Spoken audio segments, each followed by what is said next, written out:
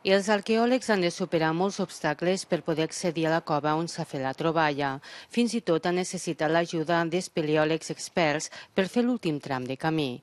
Les prospeccions s'han realitzat per tot l'interior de la cova. Han posat al descobert eines prehistòriques i restes òssies que demostren que el poblament humà al Pirineu és molt més antic del que es pensava.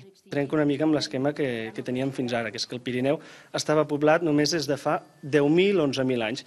No, ara vol dir que el Pirineu està poblat des de fa 200.000 anys i pels homo neandertalensis, pels neandertals. Clar, la importància d'aquesta troballa és que el que fem és omplir un buit en l'estudi de l'evolució humana. Ara el que estem fent és situar els humans en el Pirineu des de fa 200.000 anys, que és una cosa que no se sabia fins ara.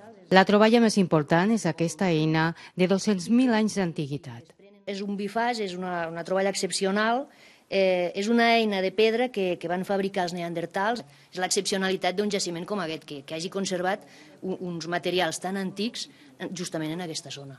En total s'han trobat unes 200 peces entre eines i restes de fauna. Aquesta troballa excepcional s'ha fet en un primer treball de camp. A partir d'ara, els investigadors preparen una excavació sistemàtica que es farà aquest mateix estiu. Mònica Borrell, TV3, Cova de les Hienes.